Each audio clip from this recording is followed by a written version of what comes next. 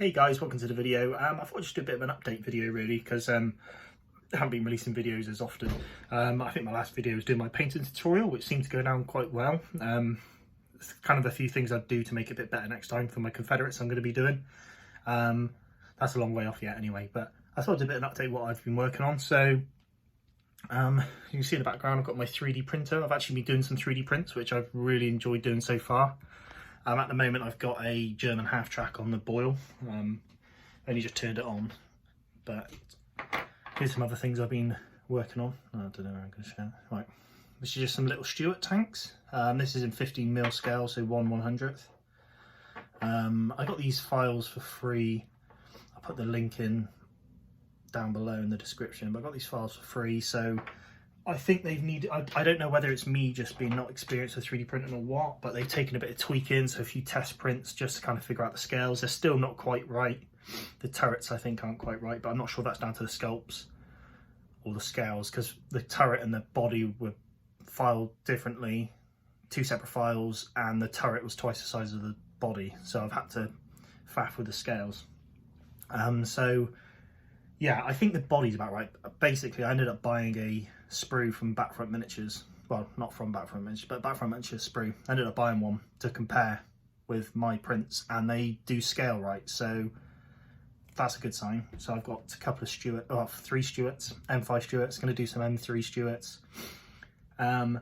And then just kind of play with like I'll put the link in the description for the STL files, but there's tons and tons of tanks, World War II tanks, so I'm going to just have a bit of fun with it. Might do a Pershing and maybe some American half track like transports or some trucks or something like that for my collection. So yes, I've got printing, that's fun. I've actually, I don't know, it's a bit messy, but my 15mm World War II, so I said I was working on that. I've ended up painting up, so I've based all these formations off Chain of Command rulebook. So I've got an American rifle platoon done. Not completely done, I've just got to base them, but I don't know why I'm showing you because it's all blurry, but really enjoyed painting them. So I've got, yeah, a rifle platoon. I'm working on just about to start painting an armoured rifle platoon, which is a lot more miniatures, and then I've got some Sherman tanks. So I've got 8 tanks, sorry, that I've just started painting. The only thing I've got is get decals for them.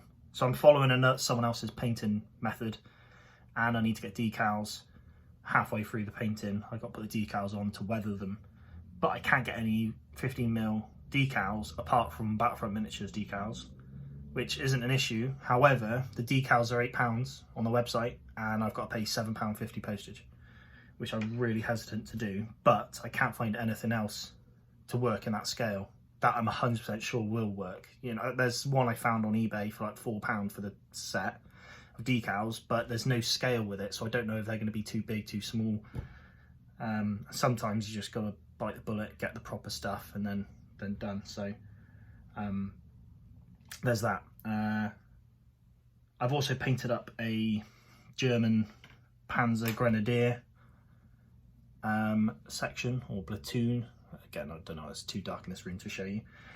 This was based off the Chain of Command German rifle platoon, so that's the numbers I've got, but they were Panzer Grenadier models. I painted them up. They are for a mate, but I've really enjoyed painting them. I've done a kind of a camo effect on them, so I'm going to do a video. Again, they're not based yet, but I'm going to do a video once they're based. I'm going to do a video on my 15mm Airborne as well. I had a sneak preview of them ages ago on a video, so I've completed that now. So I've got a 1:1 scale, 1:1 company of American Airborne. So, well, I'm pretty sure 1:1. Maybe the HQ platoon isn't quite right. I don't know. I can't remember now, but they're more or less there. So I've got a full company for 15mm. American Airborne, which is great, and then I'm just running through the support options now, so that's why I've got my painting up my tanks, got my US Army, some of the support options on Chain of Command like 50 cal machine guns and stuff like that, engineer squads or sections, whatever, they're to be painted up as well in US Army. I think I've said briefly before, I've done the US Army, I've started painting them up in their kind of older uniforms. I got like the brown trousers. I think that looks quite cool. But yeah, so that's kind of where I'm at. I've just basically need to get on and base my US Army Rifle Platoon, my Panzer Grenadiers, just get these decals. I think I'm just going to have to bite the bullet and pay this £15.50 for a set of decals, which I'm not even 1,000,000% sure if that's going to cover all my tanks, because I'm going to have 8 Shermans, as well as some M5 half tracks. Is it M5s? Yeah, M5s, some scout cars, some Jeeps, some M5 Stuarts. So I think we just got to risk it and go for it, but that's just what it is.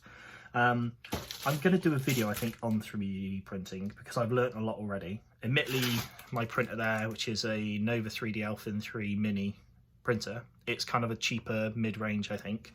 I got it on a really good, it was like basically 50% off on Amazon when I bought it, so that's why. So it's kind of, I don't know, I'm saying it's a cheaper range for mid-range printers, but maybe it's not. But I paid about £120 for it, and that came with some resin. So I'm going to do a video on that, on just my experiences as a novice for 3D printing, doing 3D printing. But another thing I just bought a scraper for 3D printing. So you've got, with the resin, you've got to scrape the print off the plate, and the scraper I got with the printer was really bad. And I've had a couple of mistakes with the printer, just down to me not printing properly, where I've had to scrape off a load of stuff off the plate, and doing it with this rubbish plastic thing was crap. So yeah, I bought a scraper. I'm going to end the video there, I've got to go.